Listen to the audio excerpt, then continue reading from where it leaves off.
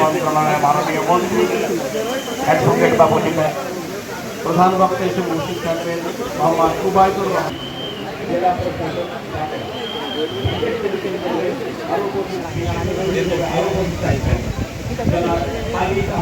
Chamber of commerce and industry মামলা। আমি আজকের প্রোগ্রামে বলতে আমাদের মাঝে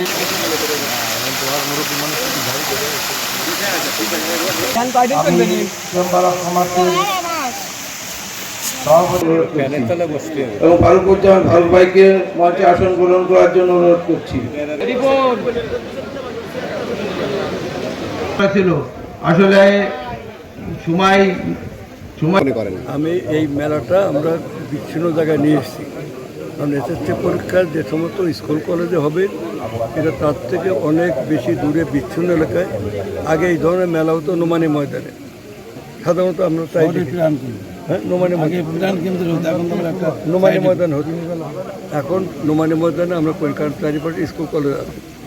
আগে কখনো মেলা হতো যে ওই একেবারে ডেপুটি কমিশনারের অফিসের সামনে, এখন সেখান থেকে নিয়ে এসে একটা বিচ্ছিন্ন জায়গায়, এটা সাধারণত সন্ধ্যার দিকেই মেলাটা জমে।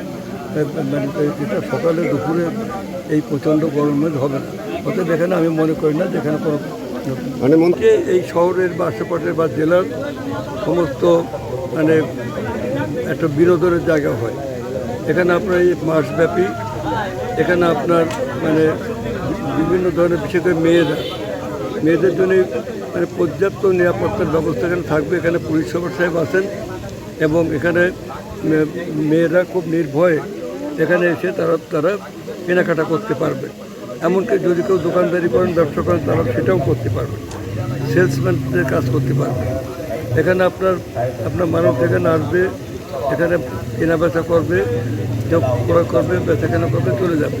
এখানে নানান ধরনের প্রদর্শন আয়োজন করা থাকবে এবং সাংস্কৃতিক অনুষ্ঠান হবে। এখানে আপনার নাগরদোলা থাকবে, বিভিন্ন বাচ্চাদের খেলাধুলার সুযোগ থাকবে। অতএব এটা একই সাথে শিল্প, বাণিজ্য, ক্রীড়া, সংস্কৃতির একটা অভূতপূর্ব একটা জাগরণ এখানে নিয়ে আসবে।